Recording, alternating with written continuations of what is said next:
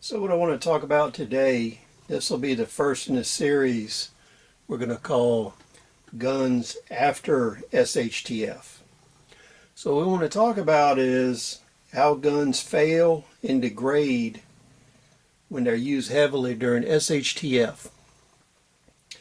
The two circumstances we have that come close to what we're going to see in SHTF is guerrilla activities during war and criminal activities during peacetime and war.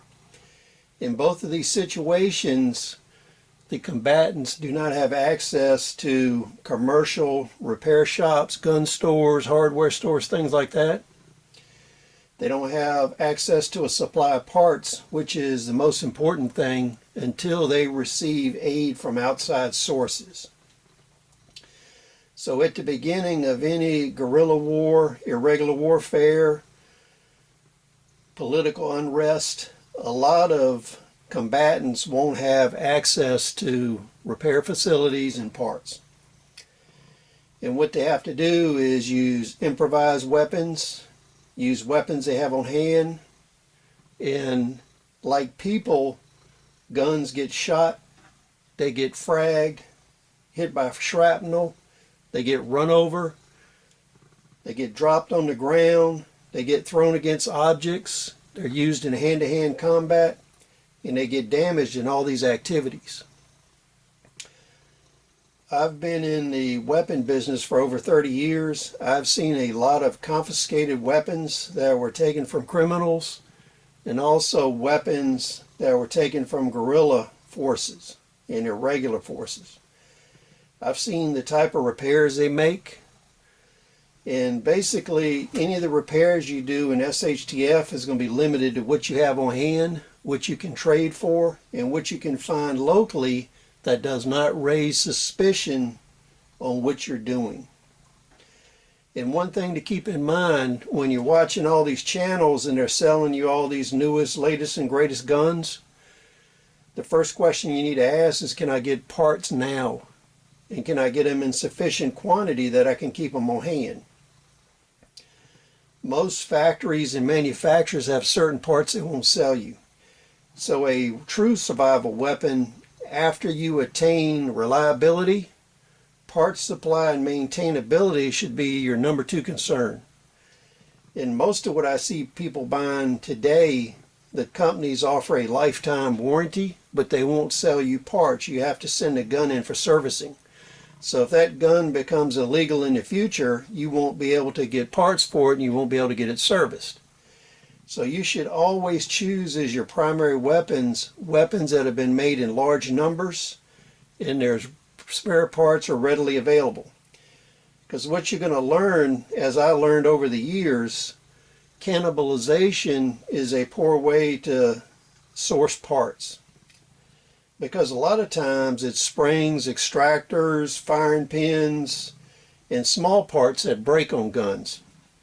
That's followed by the sights. And a lot of times in SHTF, what you're going to find out is a repeating firearm, in a lot of cases, may get damaged or parts may break and it becomes a single shot. So the effectiveness and usage of weapons may actually degrade before they fail and become useless. So what we want to take a look at is examples from my collection of weapons that were confiscated and how expedient repairs were made, how they camouflaged things, how they made things when they were unattainable. And what we'll do through the series is look at a lot of the examples that I have of weapons that were taken from combatants. Now this pair I've had for over 20 years, and I pretty much left them in the condition they were in. What I'm probably going to do is take them apart, repair them, and restore them. The first one is a 1891 Argentine rifle that was converted to a sniper rifle, and it has fringe camouflage that was made from a combination of burlap and duck blind camouflage. The second one is an 1891 rifle that was heavily damaged and put back into service. And it used a lot of repair techniques that were used for the last 200 years. And we'll take a close-up look at these. One of the things in the last ATF inspection I had is they commented on how convicted felons are currently heavily sourcing antique firearms and also modern firearms that were made before 1898, because the felon prohibition applies to modern firearms which were made after 1898 and NFA weapons. Now the trick there is a felon may be able in some states to possess a pre-98 weapon, but you cannot possess the ammunition for it. So in this case, the 7.65 Argentine ammunition, they wouldn't be able to possess that ammunition even though they could possess the rifle. With black powder firearms, they can possess the firearms in some states, but they cannot possess black powder because black powder is a low explosive and requires identification, and all explosives are forbidden from felons. Propellants are questionable. That's going to be on a state-by-state basis. So that's something to keep in mind. And in previous videos where I talked about primitive infantry and the heavy reliance on convicted felons for these forces, you may see these type of weapons, black powder weapons, as well as a huge amount of edge weapons. So the likelihood of encounter is pretty high.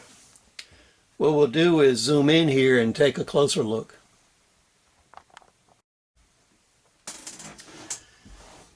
This was a confiscated sniper rifle, and what you'll notice here is it used a lot of fringe camouflage.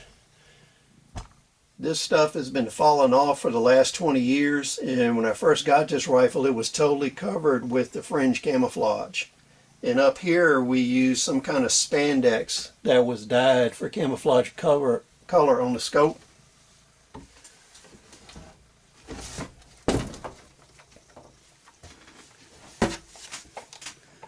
So you can see here on the scope it used a type of spandex that was dyed in camouflage by hand.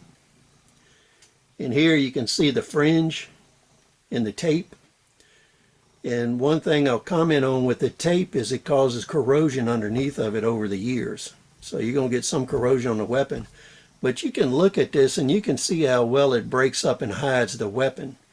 Now keep in mind, when I got this weapon from the agency that I got it from, it was totally covered with this fringe and spandex camouflage. You could lay this gun on the ground 30 or 40 feet away from you and it would blend in. You couldn't see it. It was actually an excellent job of improvised camouflage. This gun stayed in really good condition throughout its use. It's fully operable today, and it is accurate. What I'll probably do in the future is strip everything off, refinish it, clean it up, get rid of all the rust and pits on it, and then use a burlap camouflage on it to put it back similar to how it was. That way we can do tests on it and observations in the future.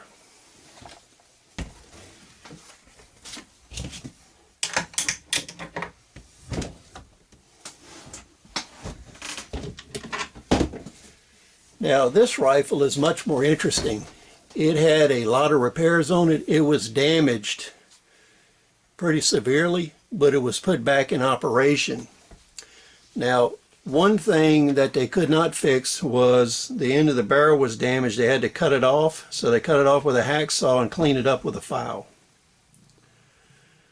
And they did have camouflage on this, so they did use it actively.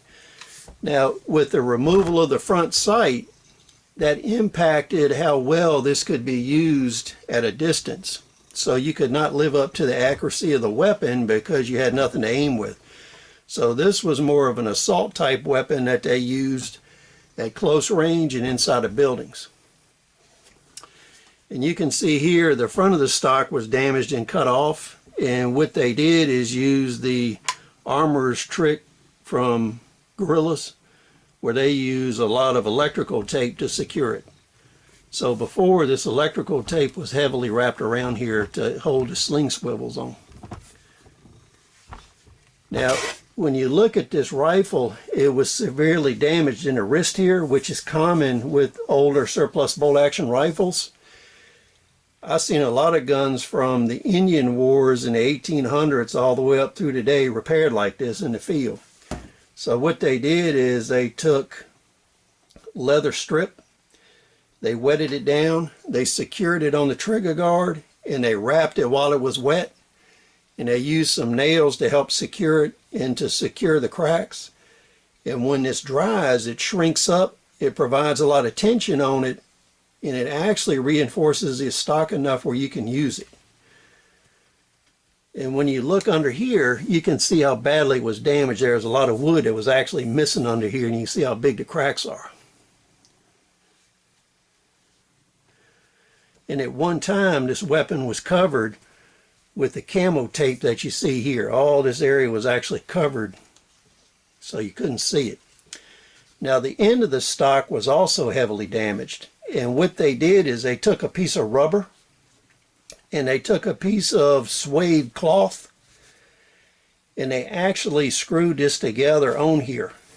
So when you're looking at this, you can see how they come in here and they cut the stock off to get rid of the damaged part. And they took a piece of rubber from a tire and then they put this suede around it and screwed it in together. So the last thing we want to look at is how they made a actual sling for this weapon. When we look at this end, what we want to look at here is how they actually made a sling for this weapon. Because in a lot of areas, if you're in a war or you're having irregular warfare and you're on a surveillance list, if you go in somewhere and you buy a rifle sling, that'll put you on the list and they'll be targeting you, right? So what they did is they used a belt to make a sling for this. So you can see the belt tab here. This was an old army type belt. And what they did is punch holes in here and did a simple slip through knot with a piece of leather thread. And you can see they did the same thing on the other end of the gun. So that's how they made the sling on this. I have other guns where they made slings out of ammunition belts, bandoliers, all kinds of other stuff. So these are two examples of actual confiscated weapons that were used and repaired. And in one case, the sniper rifle was constructed in an irregular environment warfare. And it illustrates to you how weapons can degrade and how they have to be repaired in the field. So as we move deeper into the current economic collapse, SHTF situation, you're going to see more and more of this, and you may have to actually employ some of these techniques in order to keep your weapons working. So please rate, subscribe, comment. We'll see you on the next video.